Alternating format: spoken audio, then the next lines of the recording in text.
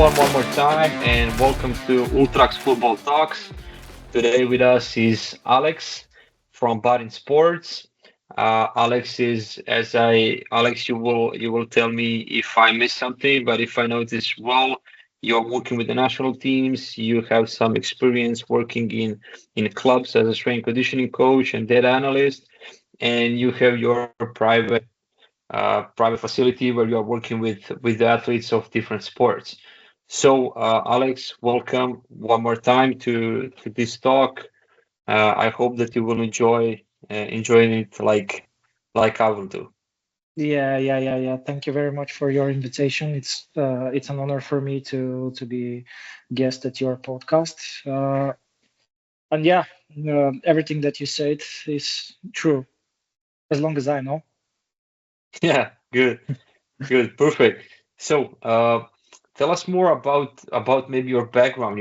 How you start working as a strength conditioning team. What was the passion towards it? Can you tell us a little bit more? Uh, Actually, I kind of got this idea when I was young, when I was maybe 14, 16 years old. I can't remember quite well what was the exact age, but back then I used to play football, like with some professional goals, which obviously I didn't achieve. But yeah, back then I needed. I know that experience. Yeah, absolutely, absolutely. But back then I definitely needed help from professionalists. But internet was not so big as it is right now in these days, and you couldn't find the best solution when you need additional trainings, additional protocols, and everything else. So back then, I decided that I want to help the others to find what I couldn't find, and I wanted to help the others to achieve their goals and their ambition. So that's how I started, and yeah, through the years, I started in the private sector, as I told you, and then switched to some different sports, different clubs in football. And right now I'm working in Barin Sports and in the Bulgarian national team as a performance analyst. Yeah, sounds amazing, especially because you have a lot of, in psychology, how they say you need to have some inner goals. You have a lot of inner goals, that's why you started. So I think it's a great way to start your profession. Yeah. Uh, and you mentioned I was not thinking to go in this direction, but you mentioned that you played football, Yeah. and I know that now what is happening in the world of football is that FIFA and UEFA are putting like fitness license, like for coaches working in football. So now we need as a fitness or strength conditioning coaches, we need to have this kind of a license. So why do you think that this fact that you played football is it helping you in your daily work or Yeah, it is helping me quite a lot. Not only in the performance perspective, like that, you understand the details about the game, or at least uh, not in that deep level as the senior coaches, but yeah, you understand some of the details. But also, it helps me a lot in the psychological apart from the performance, because I can understand what the players are thinking, what do they have in their mind, what is their subconscious thinking, and everything else that is some kind of a topic that was partially, I don't know how to say it. It's a topic that most of the players are avoiding, yeah, and sometimes it's the main topic about their performance. yeah, So yeah, I think in that way that helps me a lot, because I kind of understand what they're going through. So Yeah, Yeah. that's important to know what is their feedback, what they are thinking. I think that on that way you can, manipulate in what kind of directions you want to go. Not to manipulate, but you can adapt, you can adjust some things in training session according to their reactions. Yeah, it is a positive impact definitely if you have some background playing it. So I can agree, totally agree with you. Uh, So, after a short introduction, I think that now it's good that we start with some of the topics. We will try to cover topics like communication and organization. This will be the first question. After that, we will talk a little bit about preseason testing to see your thoughts. What do you think about it? Strength training, maybe game day priming strategies. How do you prepare yourself for the game, and some ideas about the warm up. So I think that these are some of the things that people like to hear. So to get back to the first thing, so what do you think from your standpoint, how communication and organizational qualities for strength conditioning coach are important? Oh, they're very important because especially in football, when you're working in organizations and clubs, you're dealing with a lot of people. You are dealing with a lot of people underneath you as respectfully the footballers, and you're dealing with a lot of people above you, the remaining part of the staff, of the coaching staff. So you definitely should be very well organized so you can adapt to both of the groups. But also, you have one more thing to take into account, and that's that you have to try to individualize every session, because not there's no one size for all. So if you want to be the best that you can be by individualizing your approach and the team training sessions and everything else, you definitely have to be very well organized and prepared for what you want to achieve. And can you tell us how you organize yourself, let's say for a day of a work in strength conditioning? We can have an example like in body sports or within a team setting. So how your organizational settings or organization of the day is going. Do you have any type of meetings in the morning, meetings afternoon, you know, things like that? Yeah, when it comes to the work in Barn Sports, yeah, we have a lot of different meetings with the staff that I'm working right now with, and the remaining of the company. We have a lot of meetings where we try to keep everything organized. When it comes to my practice as a strength and conditioning trainer, and especially when you work with professional athletes, I think the first and most important thing is to have very well designed profiles of the players. Like with different kind of test batteries, you have to put them through. You have to analyze every single metric that you can take about them, and to put it in their profile so you can know exactly what is going on, what will be the main goals, what will be the additional goals, and how you're going to step over these goals, and how you're going to build them up. So yeah, Yeah, basically I think that's the most important thing, to have a good test battery where you can follow up things. uh, Also a test battery that can be very well adjusted according to the calendar of the team, because you cannot do every test battery in every moment. anytime. That's it. Yeah. Yeah, yeah. So you have to have something that will give you a lot of information in the precise time that you want it, and this I think is a key factor. Yeah. So basically, like you said, you need to individualize for all of these players and kind of their testing strategies, recovery strategies, and so on. And you need to communicate this with the all staff members, as you said, and also with the players. Well, they need sometimes they need to know what are the goals, what you want to achieve with them. And you mentioned it's good that you mentioned testing and some variables, so we can go to the second thing. And the second question is preseason testing and programming. This is the second topic that I want to discuss with you, and maybe we can start just with the approach. How do you approach to preseason testing? When do you start to test? What kind of test do you use?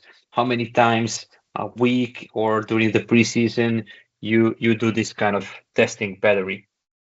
Yeah, depends depends on what we expect from the football players. Like, if as an example, in the off season, if we begin the off season after a big break, like 2 weeks or 3 weeks with nothing, with no training, it's one thing. But if you have a good individualized protocols for the personal breaks of the players, I think that gives you a little bit better start.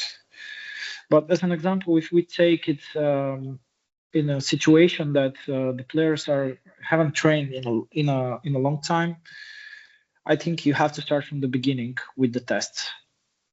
Actually, in both situations, you have to start in the beginning and maybe at the end of the off season. Or the preseason? Yeah. Yeah, and you have to have some tests during the preseason preparation. And what is the tradition, let's say in Bulgaria? Like, when do you do this first assessment? Is it the first week of the preseason? Is it the last week of preseason? And I know that in Croatia, usually it is the first week, or we use the first 3 days of preseason for collecting and gathering the information.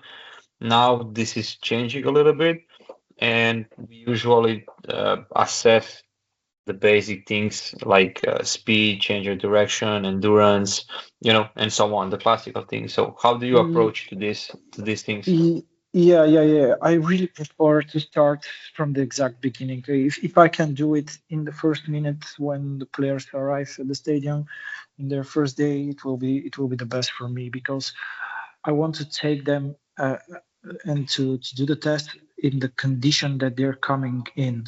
Like, because if you go a little bit later with the tests, you risk some of their current condition to change and to change the results of the tests.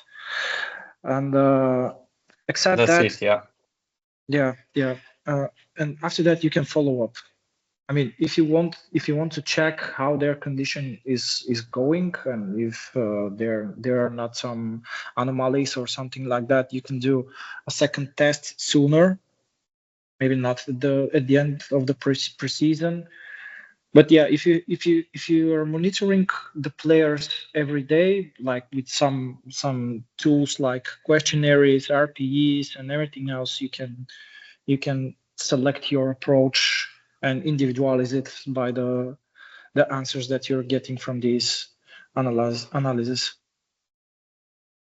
Yeah, that's one also big topic, especially popularized today, the monitoring, and we will get back fast to this one.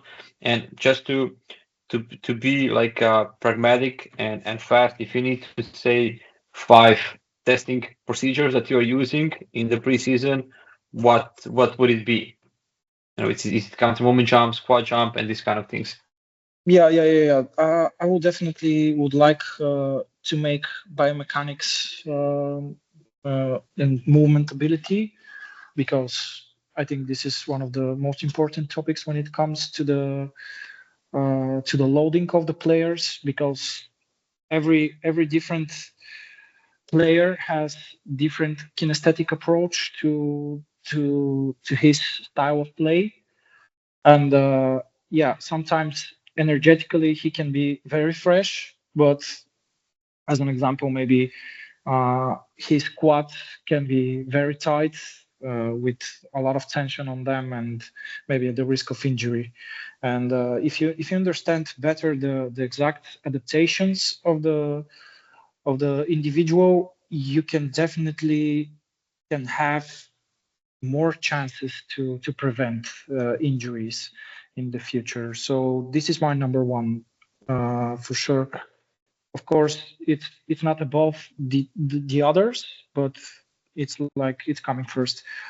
Um, as an importance, I also love to do force velocity profiling, but I recently started to do it in a sprint situation by using the JB Marine's methodology, Yeah. and kind of gives me a very good information about the players, and especially in the long term when you're monitoring or doing second test and third test and everything else. It's very useful. Of course, some strength tests like you said.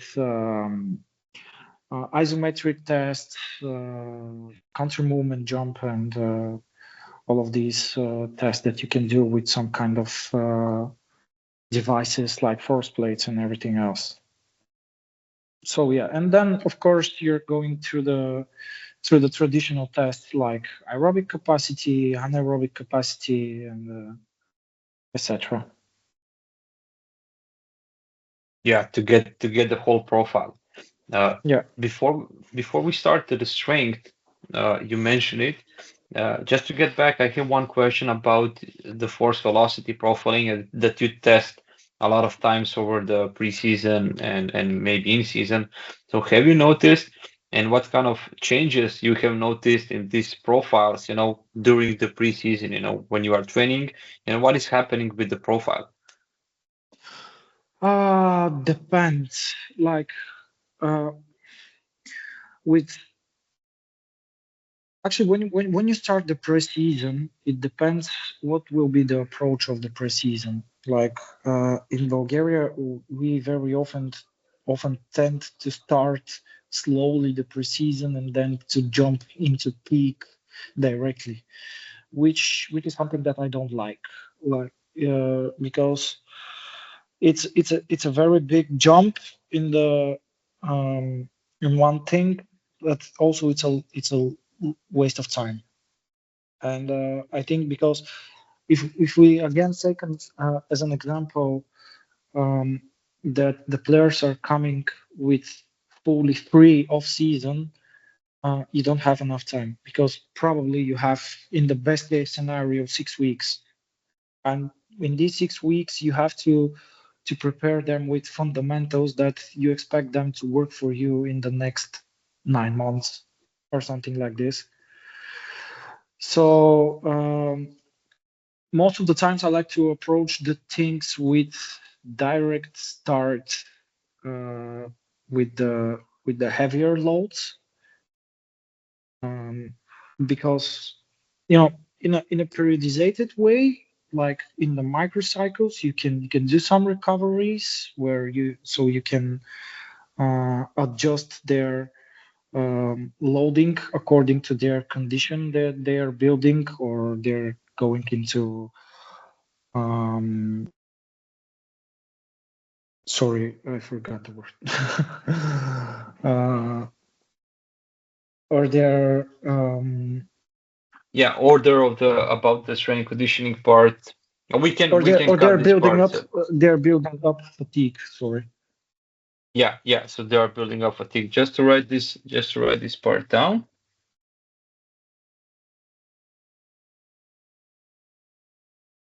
Well, we will cut this part. We will just continue there. Yeah, All right. yeah. So yeah, I Uh, get it about this force velocity. so yeah, I was going to say that it depends on how you approach the things, how you approach the preseason, but every time it definitely shows how you were working the things. Like if as an example, if you were doing some block, like maybe 1 2 3 weeks of strength training, of course their force parameters are going up, but in the expense of the velocity Of the parameters. Yeah, the velocity part. Yeah, and Yeah. when you are working on a strength training, and now you mentioned that you are focusing a lot on these kind of strategies. Uh, in a preseason setting, how many strength sessions, team strength sessions do you have, and how do you see strength session? Do you work on some segments of strengths every day? You have one big session with the whole team. How do you do this? I prefer to do it in a group based settings or individualist, because to return you to the test battery, if you have a pretty good test battery where uh, you were able to measure the adaptations and the good um, the good spots and the bad spots, Yeah, you have to individualize them, because there are some players that tend to use their posterior kinetic change more than their anterior kinetic change, and vice versa. So you cannot work uh, the same exercise with the whole group and expect the with the same whole group. results. Yeah. Yeah, with So everybody. so you try to individualize this according to player weaknesses and strengths. So one group is focusing more on back chain, one group is focusing more on front chain, something like that. Yeah, it's just an example, because Yeah, sometimes maybe there are some players that lack some movements, and you have to adapt them better to these movements, because they will be useful enough for them to change their performance. So yeah, as an example, there are some players that are bad at hip hinge, and that there are some players that are using it too much and are bad in the hip extension. So you have to adjust those things, and you cannot do it in a group based scenario. yeah. It is a team sport, but a team sport with a lot of individuals with different kind of profiles, strength, and weaknesses. So yeah, it's pretty complex to work in a team setting, especially if you are alone. But one question again with the strength part, uh, as you have experience working in clubs and also in the national team. So when it comes to strength, are there any differences between the strength session in the club and in the national team? Yeah, of course, because w- like, yeah, I'm telling you, of course, but in the meantime, I'm thinking about it, and it's not uh, it's not always, of course. What I mean is that if you have a good connection with the players' clubs, you can continue the building of the club, because the players are coming to the national team camps for only 7, 10, at the maximum 12 days, and you cannot expect to change anything. Uh, Yeah, it's a short period of time. yeah, yeah. So it's my best strategy is to keep it up to the fundamentals. If I have no connection with the clubs, if I have good connection with the clubs and their strength and conditioning trainers, this is a completely different thing, because I can try to continue their work while the players are in the national team camp, but of course according to the calendar that we have as a team. As a team. Yeah, yeah. It's in this situation, it's pretty important to talk with the clubs. I know from my experience that all of them were pretty open to discuss about these kind of things. And yeah, definitely it's harder because you don't know the players and you have just 7 days, as you mentioned. But to get, yeah, yeah, say, Yeah, sorry that I interrupted you. Yeah, and actually I was very surprised to know that too, because I was expecting that most of the clubs are not going to be able to share their experience, their way of dealing Yeah, with the players and everything else. But actually, it was exactly the opposite. the opposite.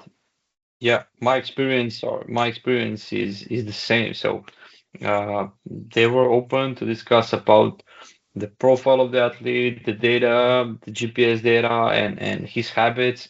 So this was amazing. Yeah, Yeah, actually, what I find the interesting here is that whenever I have a camp with the national team, it always ends with the last game because every last game of yeah, the national team camp is the last day of the camp, and that's it. my first job after the game is not to celebrate the win or something like this. My first job is to gather the data as fast as I can and send it to the clubs. Yeah, yeah. So they know to organize themselves, how to approach to the player. Yeah, yeah, absolutely, absolutely, Yeah, because that's the a players that's a are the good most that's a important. good point. And after that, you can go to celebrate. Yeah, yeah, absolutely. After that, I can enjoy with the others That's it. if it was All a good right. camp. If it was a good camp, yeah. If Yeah, it was a win, it's always like that. yeah, yeah, yeah. Uh, we mentioned a few times some readiness and monitoring strategies, as you said, about force velocity, isometric testing, and so on.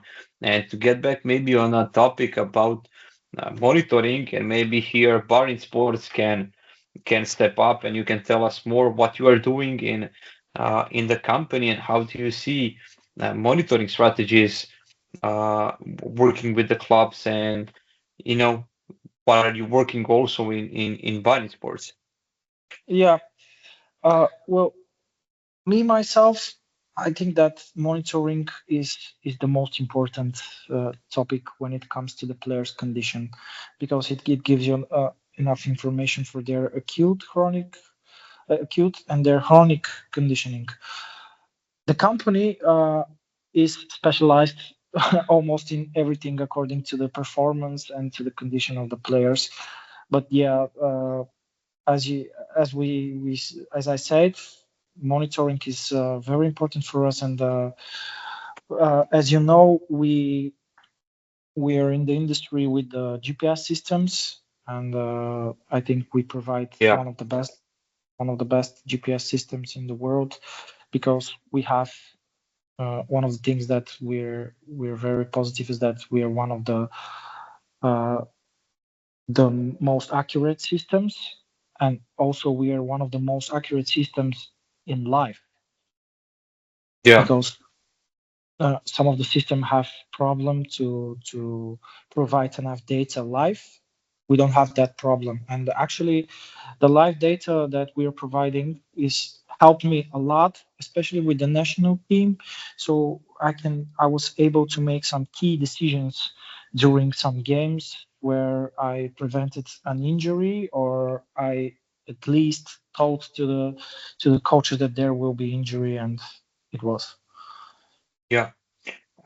These are uh, all of them are pretty important topics, as especially the injury prevention standpoint. And I'm interested now at you said that you can prevent some of you have maybe some patterns that you are tracking, and what are, let's say, the variables or patterns that you try to track in body sports when it comes to GPS data. Uh, well, it again, it's connected with the individualization, because you have to know the patterns of the data of every player, so you can know what to expect from them in the different tactics. Because, yeah, if as an example, recently I had a situation where we had to play a game where our backs were very low. Our fullbacks were very low on the pitch, and they didn't Yeah, have yeah, enough. They like didn't have position. too much activity. Yeah, And most of the times you expect a lot of activity from the fullbacks. for the fullbacks. Yeah, and in this case, you have to focus on the other players if you have something like this. where you have to know once again the patterns of the different data, which can give you enough information. Like maybe as an example, the energy that they expend during the matches, the metabolic power, and everything else. Yeah. So especially it's important to know their baseline, and according to the baseline, then you are tracking what is happening in the games. Yeah, and if you have if you know that baseline, you can set benchmarks, and you can set That's it. Yeah. alerts connected with these benchmarks, and everything is getting very easier after that. And from your experience, we know that these systems have a lot of different variables and different types of data that you can collect and visualize. So if you need to say, I don't know, 4 to 6 most important variables for you that you track, what would it be? You mean for six parameters that we Yeah, track? like 6 parameters that you are tracking in barring sports, or you as a coach, what you like to look at, like high speed runs, accelerations, metabolic power, and so on. Uh, yeah. First of all, it's the high speed running. Then it's the sprint running, change of directions, HMLD, which stands like high metabolic wall distance, um, metabolic power, of course, like in average, but also as a maximum in a single Yeah, try. And yeah, but you can deep dive into other parameters too if the case if in the single case is necessary, because I c- yeah you can use high level parameters as an example the HMLD, but sometimes the cases are not so um, basic, and you have to do a deep dive to the other parameters. So I think that's something that makes them also important. yeah. So you have like a basic list, and depending on the scenario, you will check even more data sets and more parameters for that player or Yeah, yeah. When it comes to me as a user of the system, because I'm not only working for the company, I use the company system in the national team. And when it comes to me as a user, yeah, I have some preferable parameters, but it doesn't mean that I completely neglect the other parameters. And also, I yeah, use a lot of tools that we use, because in our system we have full life tactical panel, which okay, great, yeah I had very interesting case a year ago. Actually, uh, I will put it to you. So this is a case where we were playing against Serbia with the national team. We were away yeah, in Serbia, and in the first half, their team was crushing us, like completely destroying us, and uh, but they managed to score only one goal. And just before the halftime, I look at the distance between the lines, because in our system you can select the different players, the different lines, and to check the different distances between them, well, as yeah, that's individuals or lines. like And a web yeah, of yeah, positions. Yeah, yeah, absolutely. And you have it on a 2D map where you can see live how everything is going, and also you have yeah, statistics of them. And back then, I checked the distance between our defensive line and our midfielders line, and the distance was something like 16, 7 meters apart. And yeah, I went to the coach and I told him, Coach, we have a problem. The distance is in most of the time is 16, 17 meters, maybe above it. And he told me, yeah, okay, this is the exact information I needed to approve what I was thinking. Yeah. And Yeah. and then on the halftime, he changed the tactics. He made a substitution, and we completely turned the game. So we scored two goals in the second half. So Yeah. yeah, this is an example that you shouldn't neglect some things and in the favor of other things. Yeah. No, this information is like you can say that it's pretty, important, especially if you can help the coach and say them that the lines are too wide or that you can make some kind of a corrections. And it's even better that your coach took this advice from you, because I know that sometimes when we are discussing these kind of things, especially in a game, it's hard to mention and to say something like this. But it's a good example where this technology can help you in your decision making, and you can react pretty fast. So it's a great example. Yeah. Yeah, yeah. In one other case, we were playing, I think, against Hungary.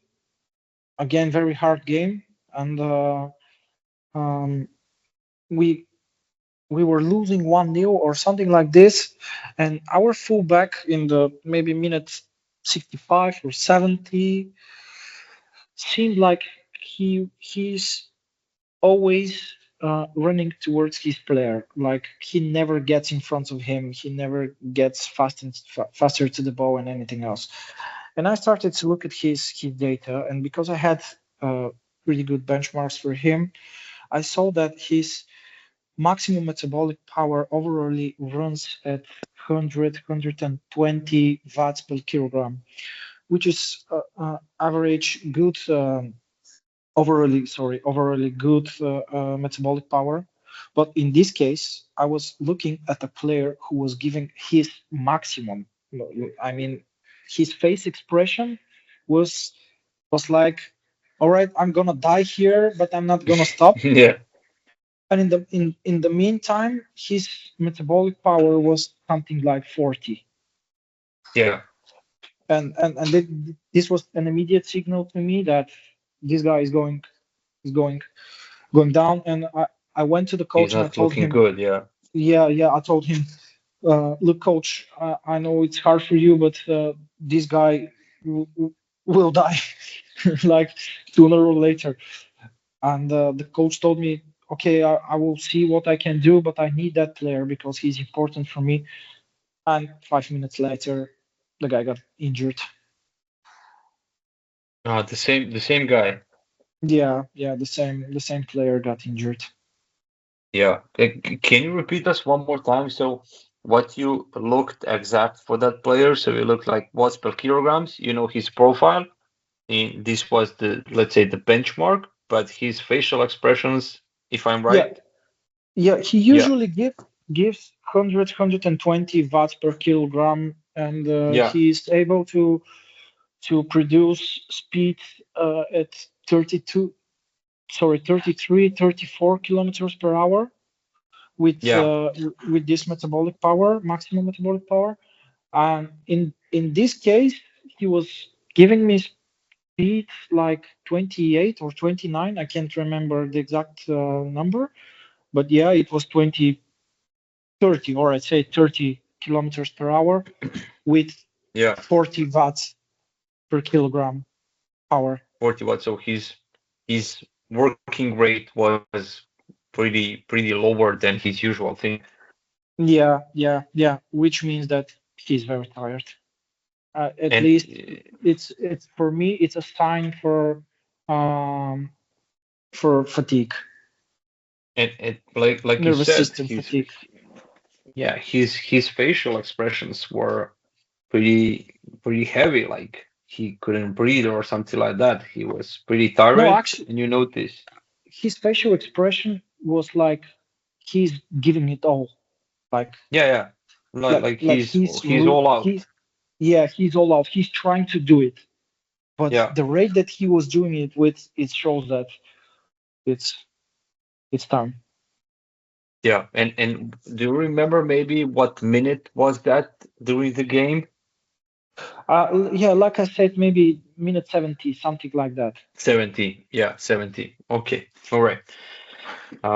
Yeah, it's good. It's good for us to connect these kind of small dots and to understand and know the players, what they are doing on a game, so you can make conclusions and decisions like this, you know. So with these kind of things, maybe you can impact also on this player state or impact on the results, like you gave the first example. And Yeah. as we are on the games and we are discussing a little bit about the games, so I have the last, well, it's like the last topic with few questions. It's about the warm-ups and game day strategies, you know.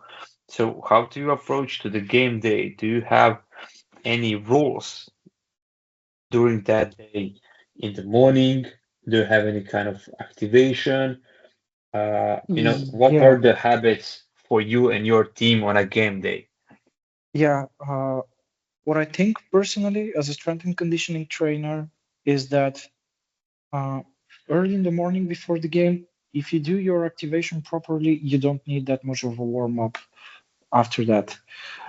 If in the morning you do some kind of mobility where you can mobilize your weak spots or the joints that you're using the most.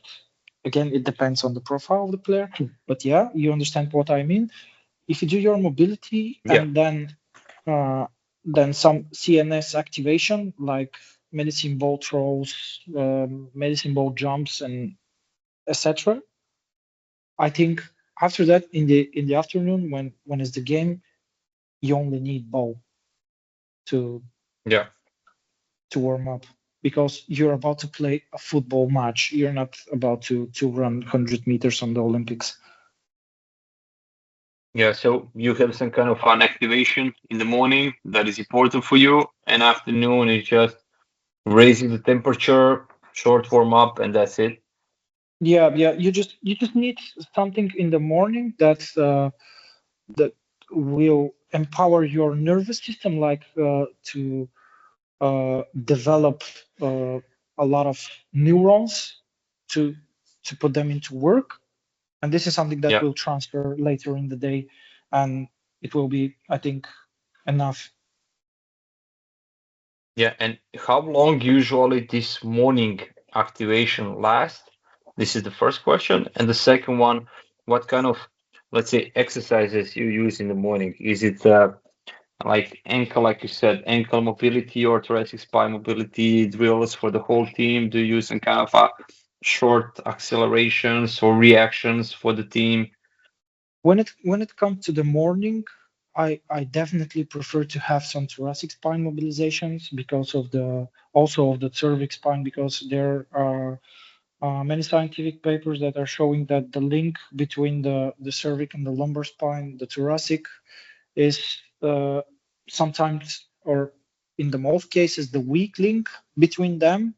And if you have this weak link, understand the thoracic spine, Yeah, it may affect your uh, sorry. yeah. Maybe some kind of your decision, or maybe your some kind of reaction in a game, Yeah, or your reaction in a training yeah, session. your cognitive performance. Yeah, it may affect Yeah, your cognitive performance.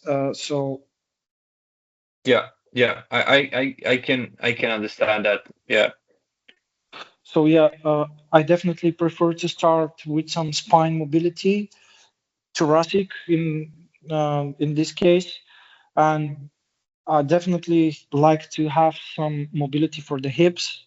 Not, most of the cases for internal and external rotation depends on the rotation. Yeah, yeah depends on the individual and what he's adjusted to, what are his moving patterns.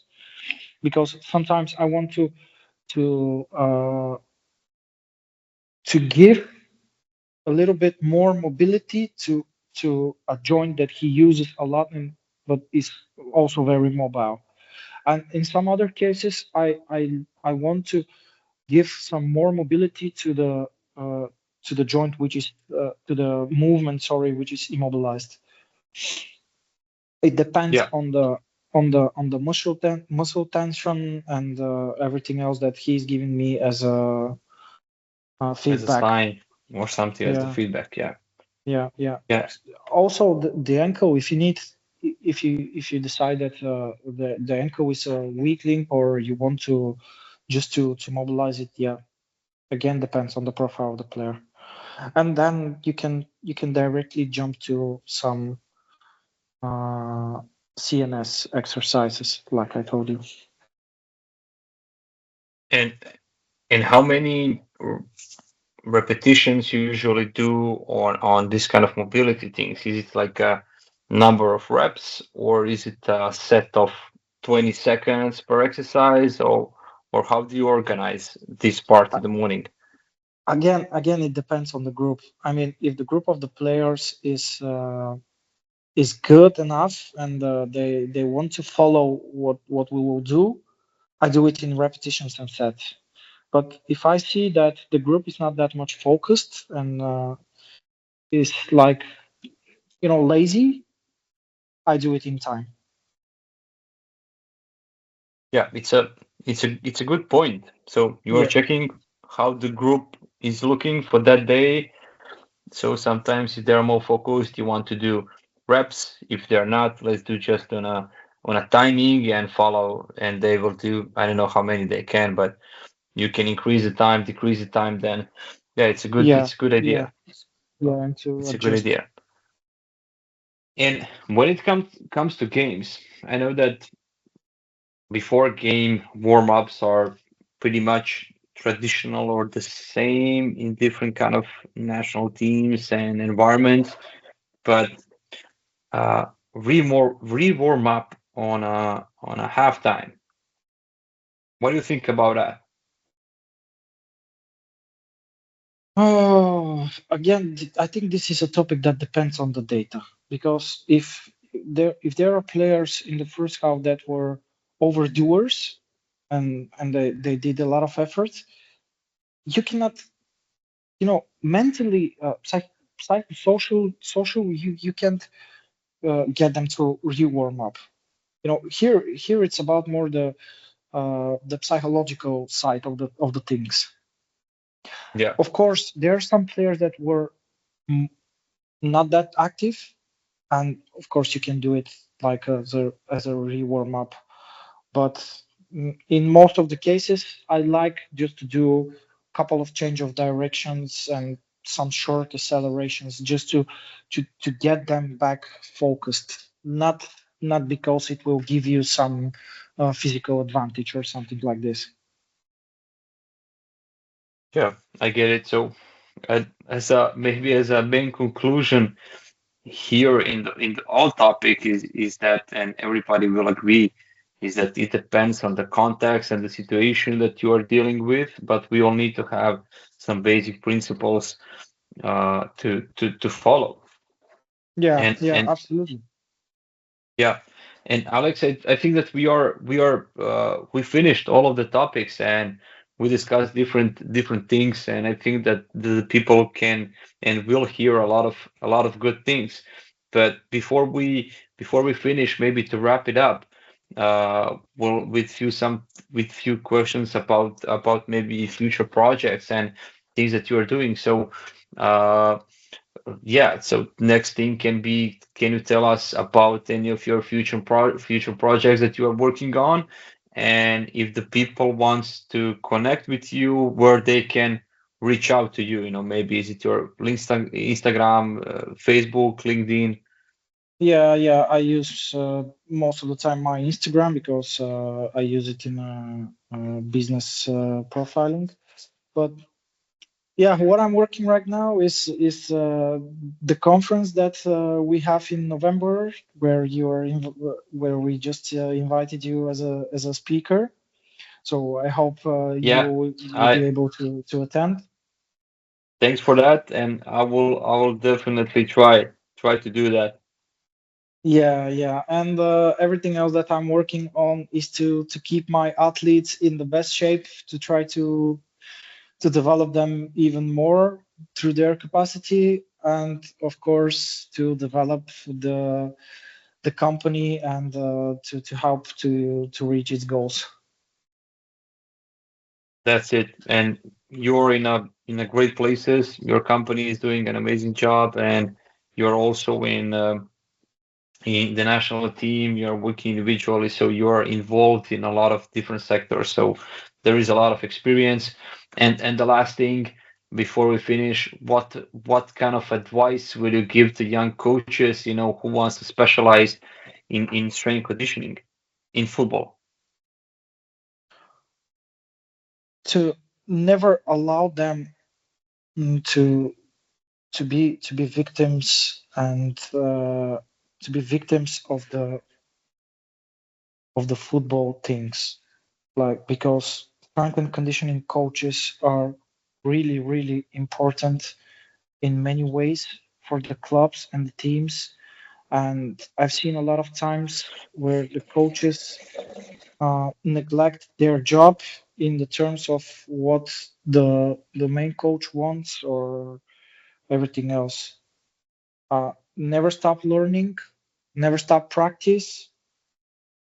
As long as you can, individualize everything, and never get down from the strength and conditioning. Like, keep it up for the remaining coaches. Wow, this was pretty straight. I like it, especially the first part. I understand what you mean by that, and I like the advices, and I hope that everybody who will be listening to this will enjoy the talk between our two. And these advices are pretty amazing. Alex, thank you one more time for your time. I Oh, hope thank you that you too, Tim. enjoyed also as I have enjoyed here, and I hope that maybe in the future we can do uh, one more episode of this or any other project. Yeah, it will be a pleasure for me, like it was today. So thank you about your invitation once again, and I hope we will have another chance to do it.